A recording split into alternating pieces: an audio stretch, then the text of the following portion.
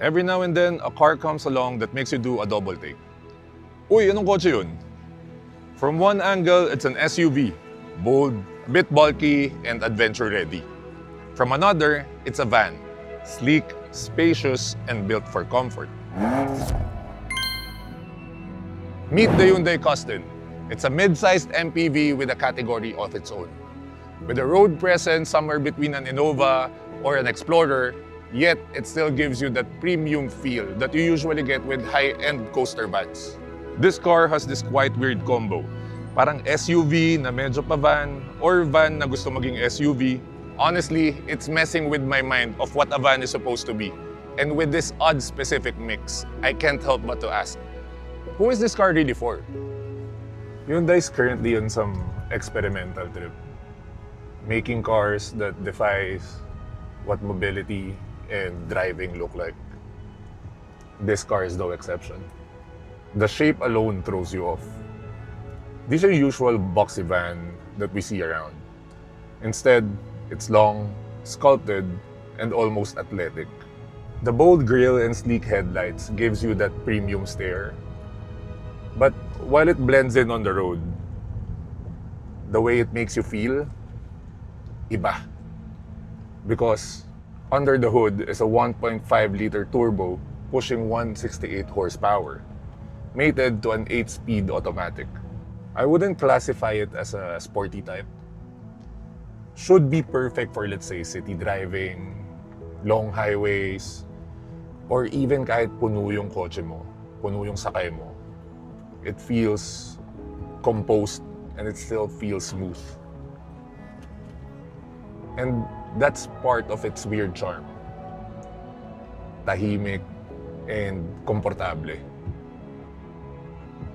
And isn't that what you're looking for? Let's say you have a young family, and more importantly, if you have seniors at home, this should be the perfect car for them. Kung ako'y nasa likod, baka nakaidlip na ako. Now let's talk about the biggest surprise. Slide the door open and boom!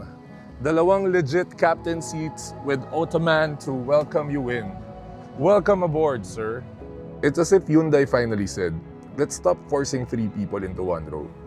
And surprisingly, they made it work with proper captain seats in a van this compact. Not those stiff, tipid versions either, but soft, reclinable seats that feel straight out of a business class lounge. The kind of comfort you'd expect from a high-end Staria, pero mas abot kaya. Every detail feels thought out. Maluwag ang legroom, malambot ang cushioning, and enough space to make long drives something you'll actually look forward to.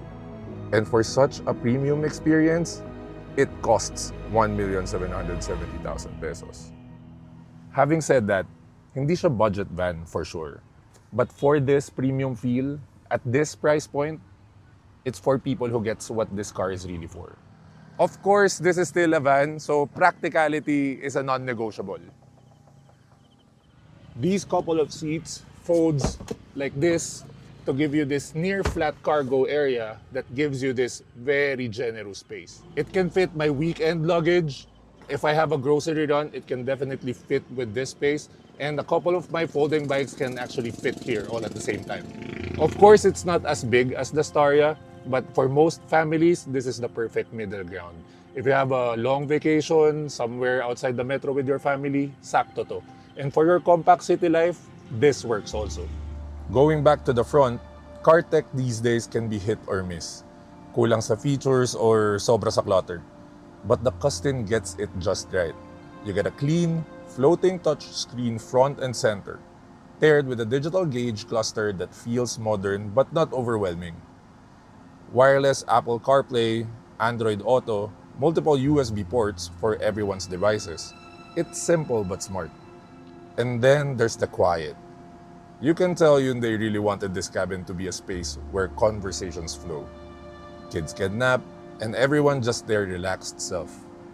The Custin answers a very specific need that I never knew I wanted.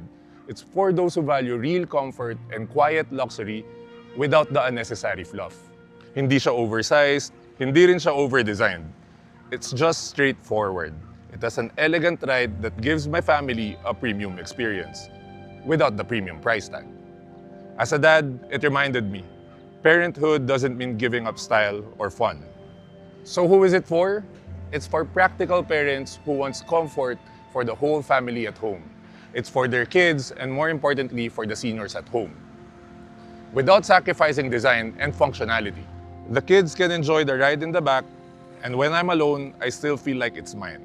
In a world of SUVs and oversized vans, the Custin simply says, you don't just drive, you escape.